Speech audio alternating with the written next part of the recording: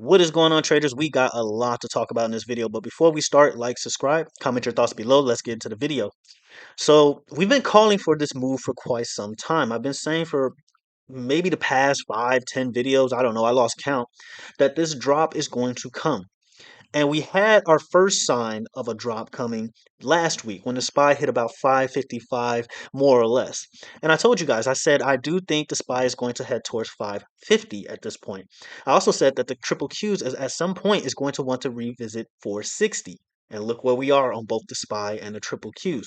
Now, all over the weekend, all last week, we've constantly been seeing your favorite YouTubers spam all-time highs. All-time highs is coming. All-time highs. Jerome Powell has confirmed all-time highs. We have rate cuts in September 18. We have all this good news, Nvidia earnings. Everything was sounding so good, right?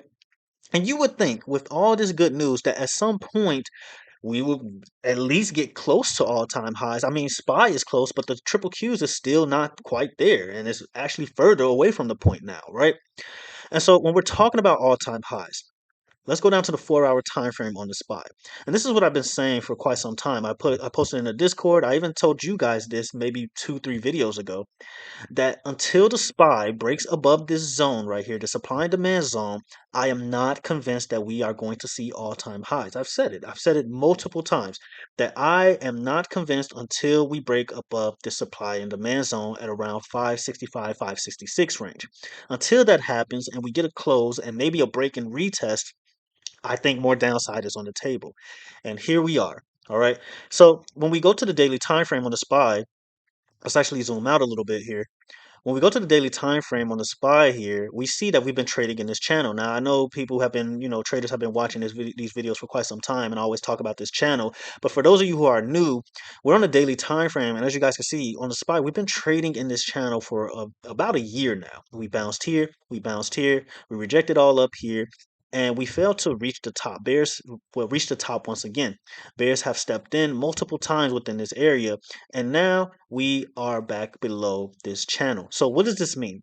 Well, this tells me that at this point we're looking to pretty much mitigate these fair value gaps to the downside.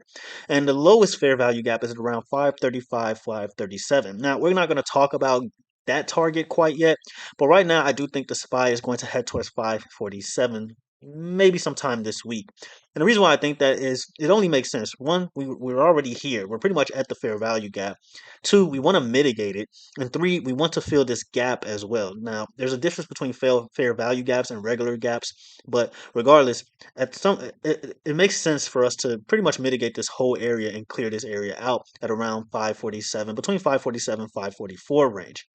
And so, one thing I mentioned in about 2 videos ago is that one thing that could potentially send us to all time highs is if we form some type of inverse head and shoulders pattern here, where we would have a shoulder here, we would have a head here, and then somewhere around this area, maybe 535, 537 range, we form another shoulder here.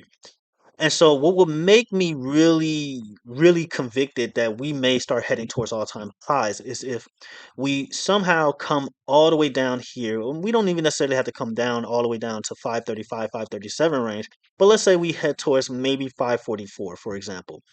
And we just so happen to bounce off this area, we mitigate this fair value gap, and then we start to roll back into this channel that we've been trading in for quite some time. If we can do that, if we manage to do that, one, I think it's a beautiful opportunity for bears to get trapped right here in this area, or at least lower here or lower. I think that would be a beautiful opportunity to trap bears where, bears get really happy and think the SPY is going to go much lower, and it potentially can. But me, if I'm thinking how market makers are thinking, normally they want to trap retailers. They look for any opportunity to liquidate retail traders, right? And so I think this will be a beautiful opportunity to pretty much liquidate bears and trap them. And then you form some type of shoulder here where you'll form your other shoulder here, and we roll back into this pattern. Now, in order for me to really be convicted in this and confirm that this is happening, I want to see this first happen and then SPY break above 566, 565. If that can happen, I think that's a beautiful opportunity to trap bears. I think bears will get cooked right there, and at that point we can start talking about all-time highs, especially if we break the neckline. We'll say around 575. Now, you guys know that my all-time high target, if it just so happens to happen this year, which I think it will, 580 and 600. The highs I'm looking at is about 600 on the SPY. So I'm not completely against all-time highs. I just think it's too soon for us to be talking about all-time highs right now. And so one thing we know about September is that it is notoriously bearish. Now, granted, I didn't think it would happen this fast, like immediately right away, but it's here, right? So that pretty much proves my point that I've been saying for quite some time, and I'm sure other traders know this as well, that September and October are notoriously bearish. Now, two videos ago, we look at August 29th. I told you guys in the thumbnail, you can check for yourself. I told you guys, whales are selling. Okay, they are selling very, very bad. Okay, they are selling like madmen. Okay, and a lot of these contracts did not get the chance to play out the next day. So either they rolled their positions over or they continue to hold. And I want you guys to understand something because a lot of retail traders have some misconception here. Whales do not look at charts. Okay, they don't. They don't look at charts. Okay, they don't care about the perfect entry. Okay, they trade off news and whatever they get before everybody else. They normally get news before everybody else. That's my assumption. I could be wrong there, but it only makes sense in my opinion. And so whales do not care about entering at this resistance or this support or anything like that. They just enter whenever they get whatever information. Okay. And so what happened on August 29th, we pretty much had a fluctuation of puts come in. And I showed you guys this in the last two videos ago that we had tons of puts come in for the SPY. We had tons of puts come in for the Qs. We had tons of puts come in for Tesla. We had a lot of whales just selling. You can check that video out for yourself. So we had 550 puts for September 6th.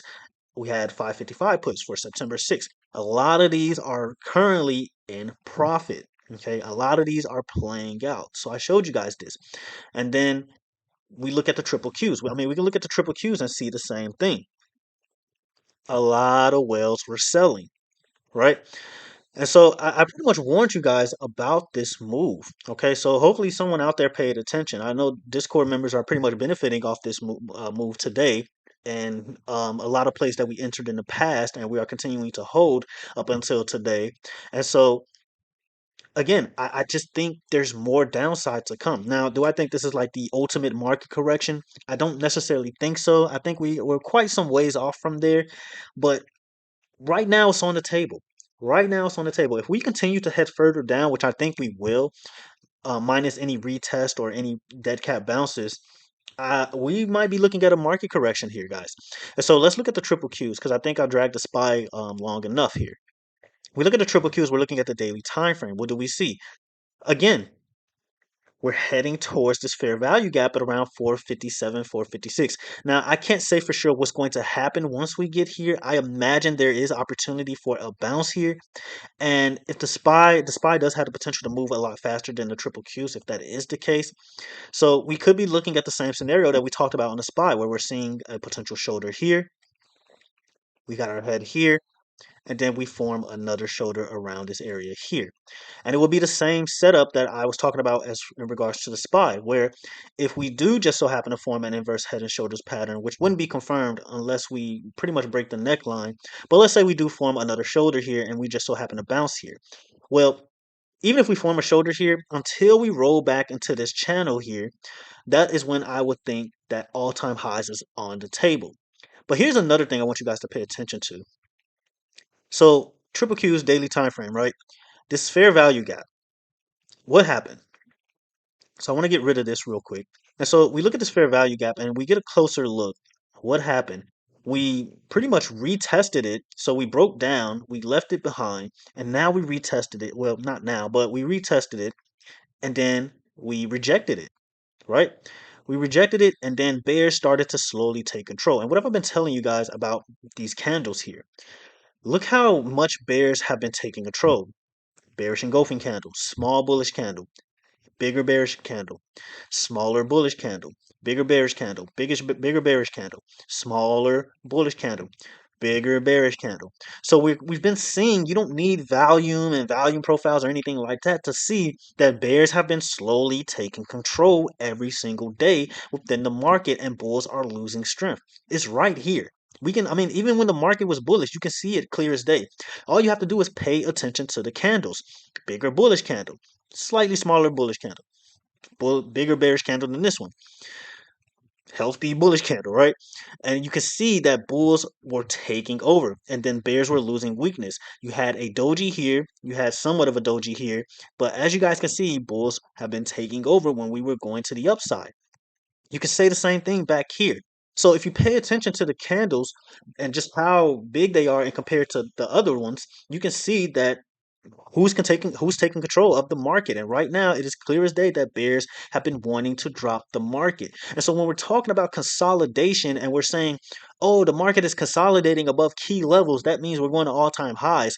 You got to start questioning the YouTubers that you're following at that point, because it's really easy, and I'll be the first to admit this. It's really easy to constantly talk about the upside because the market is notoriously bullish every year. It's way more bullish than bearish every single year. Any YouTuber can do that.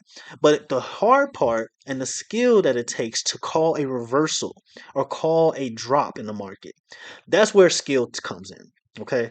That's where it takes real skill, real experience, and a lot of traders just can't do that, or they're scared to do it. Okay, so I just really want you guys to pay attention to the YouTubers that you follow.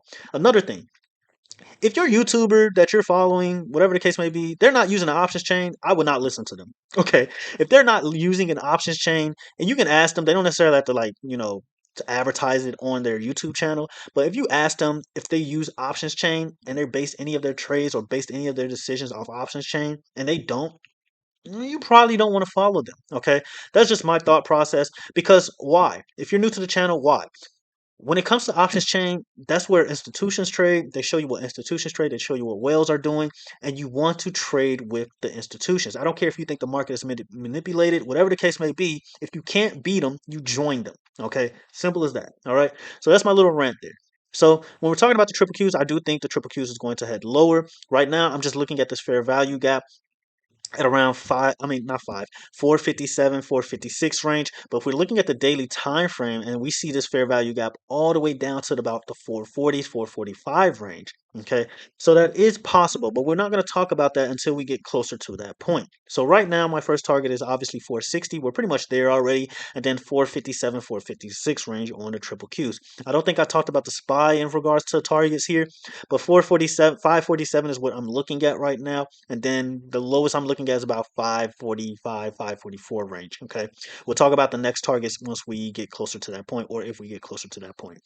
And so let's look at semiconductor ETFs. Let's look at it. All right. And then I'm going to show you guys the options chain on the SPY, triple Qs, and all that stuff because you guys love that, right? And so we've been talking about SMH for quite some time. This is a semiconductor ETF. We're looking at the 4-hour time frame. Let's actually go to the daily time frame here. But we've been talking about this for so long, okay? So long, guys. Look at this head and shoulders pattern. Okay, you have your head here, your shoulder here, actually, your head here, your another shoulder here. And the misconception a lot of retail traders have is that head and shoulders have to look like a straight up buff human or whatever the case may be. But there's plenty of slanted head and shoulders patterns, slanted inverse head and shoulders patterns. So how it looks doesn't necessarily matter because the market, and I said this before, I tell you guys this all the time, the market does not care about how perfect a pattern looks. Okay, it doesn't care. It just forms patterns. Simple as that. Well, we form patterns. Okay, so we've been talking about this for quite some time that SMH has a head and shoulders pattern forming. And look what happened here. We broke absolutely, we just broke down, okay? And Nvidia is the number one holding for SMH. Okay, so if Nvidia tanks, then guess what? This is most likely going to tank. And so, what are we looking at in regards to SMH? Well, right now, if we continue to head lower, we can be looking at the low 200s. And the low 200s, well, 200 is right where the neckline is for this head and shoulders pattern. So, if we start breaking down that much and we break this neckline for this head and shoulders pattern, it's going to get scary, okay?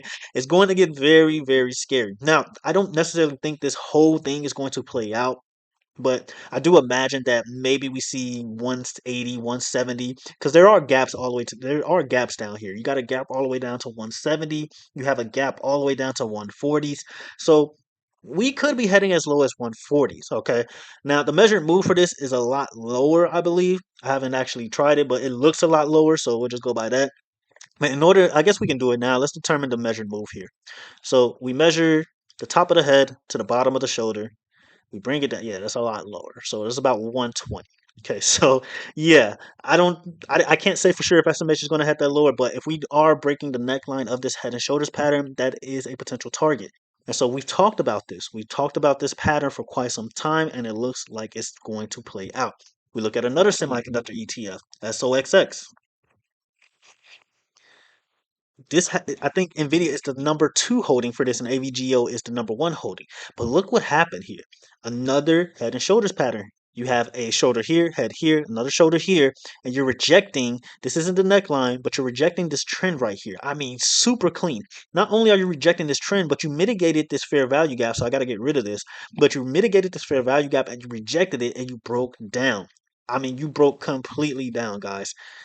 You went from 237, 240s all the way down to 213. I actually probably should have traded this, but oh well. But regardless, I mean, this looks absolutely insane. You look at Nvidia,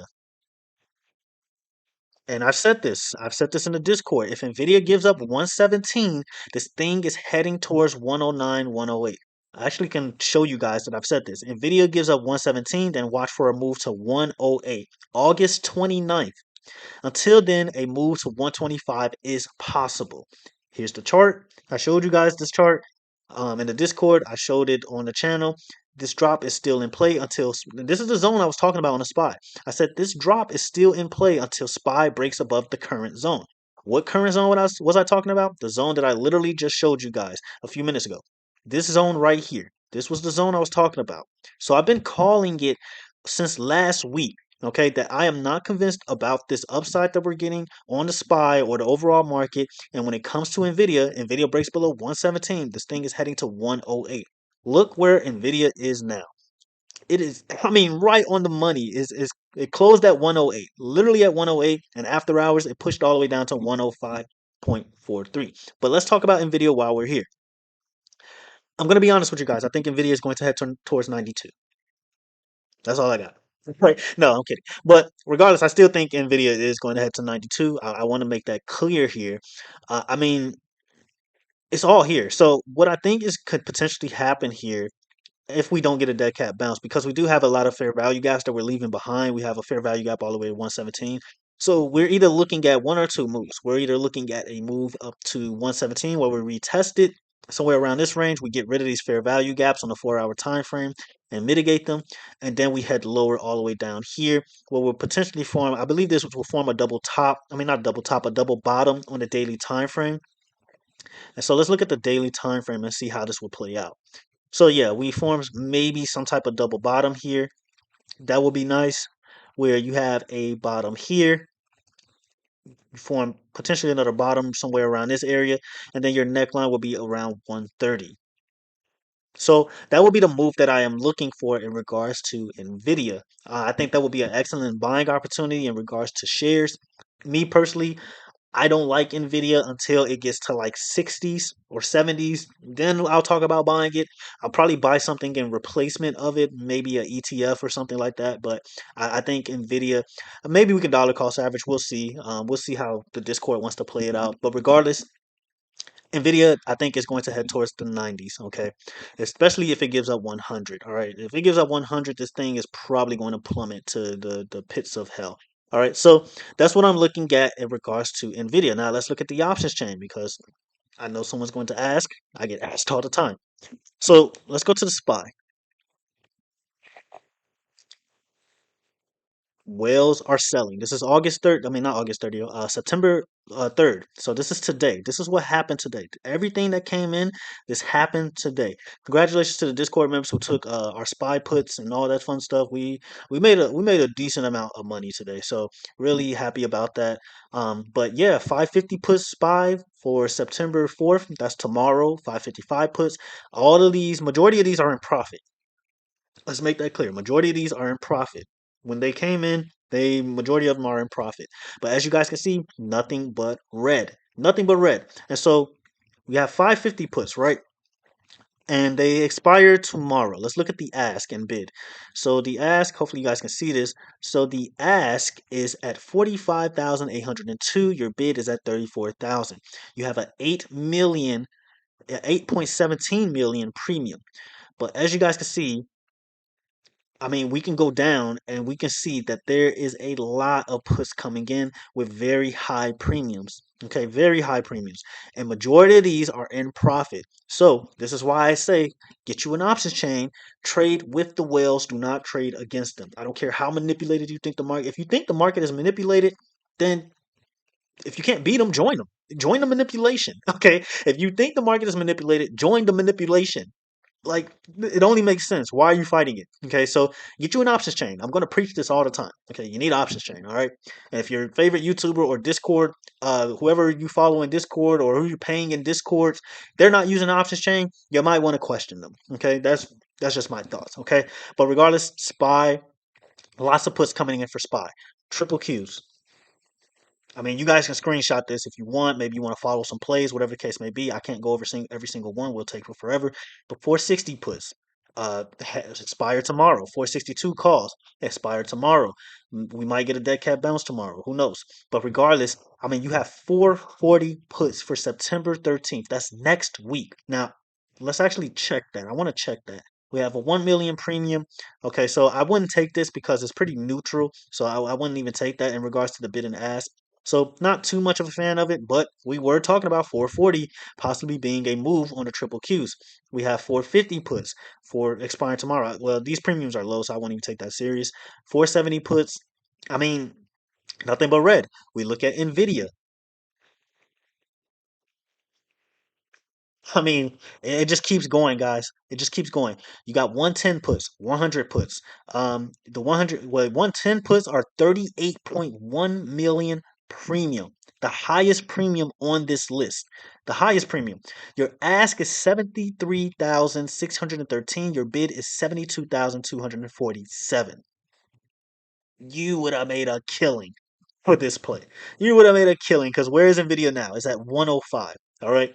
But as you guys can see, I mean, you can screenshot this. Maybe you want to follow a play. Hopefully, Nvidia stays a little bit up tomorrow by the time you consider getting into this.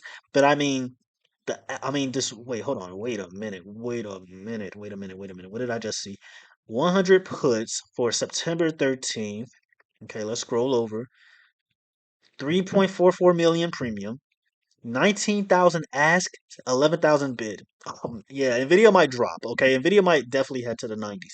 So I just want to show you guys that I don't make this stuff up. Okay, I follow what the whales show me. I follow what the charts show me. All right, I don't follow.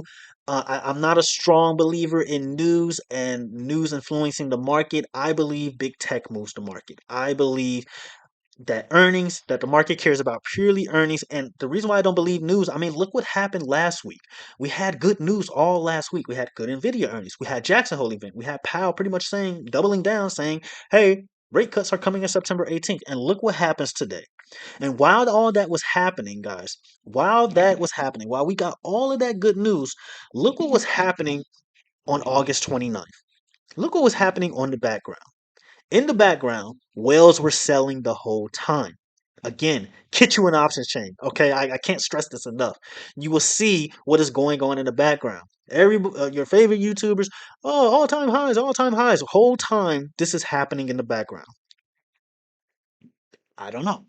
All right, so let's go over the VIX, and then I'm gonna get you guys up out of here. I know you guys want to go over stocks, but we've made this video very, very, very long. So I want to go over the VIX real quick. So in the Discord, we are in 37 calls for October. We got in around $15, so the VIX is looking really good right now. But look what's happening. Look what's happening. And this is why it's funny when someone says, you can't TA the VIX. You can't plot the VIX. Look what's happening, guys. We're breaking out of this channel again. Let's get rid of this real quick. I talked about this channel plenty of times. We've been pretty much range bound within this channel. And remember, I said if the VIX ever breaks out of this channel, it's going to go parabolic. I didn't think 65 parabolic, but I did say it's going to like go crazy. And look what happened. Look what's happening now. We're heading towards this fair value gap here. We didn't mitigate it yet. We're getting close, but we broke out of this channel once again. Once again, we have 23.5 being the part where you mitigate this fair value gap. All right. We look at the options chain here because I believe an order came in for 23 calls on the VIX for October. Let's see. Well, this is August 29th, but regardless, as you guys can see, 23 calls for November 20th, 3.27 million premium. Your ask is slightly higher than the bid. Okay, it's right there.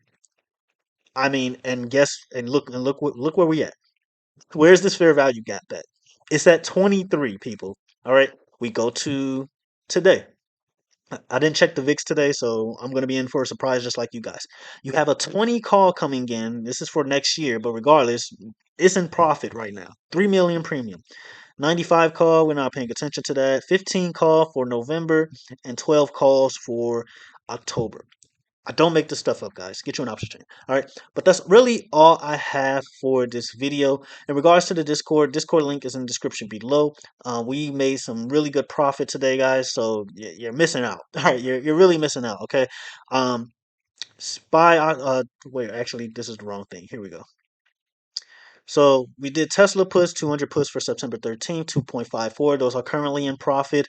Um, we did SPY puts. So we did SPY 550 puts at 1.85. I set a tight stop loss at 1.560. We didn't even get close to that. We didn't even see 560, nowhere near it again. And then right here you have SPY puts, and then I made about $300 on SPY puts. Nothing too crazy, 50% off that trade, and then I alerted to close it. We did Meta puts, 512.5 puts for September 6th. That's this week. We entered at around 512, 513 range. Currently up $100 per contract. Actually up a lot more than that, probably like $200 per contract on Meta, but I mean, it keeps going, guys. I mean, Meta puts, Spy puts, Tesla puts. So yeah, everything's in profit right now. And I always give the option before close to take profit, or if you want to continue to rock with me, continue with the trade, then by all means. But I always give that option. But that's really all I have for this video, guys. Discord link is in the description below if you want to see how I'm going to play this next big move. I think the market is going to head further down. We may get a dead cat bounce in between. Don't be fooled by the dead cat bounce, all right? It's just a dead cat bounce. It's just a retest. The market likes to retest. Anytime we see some type of retest, everyone's like, oh, all-time highs again. And it's just like, no, we're simply retesting. The market needs to cool off. Like, what are we talking about here? All right, so that's all I have. Until the next video, traders, have a good one.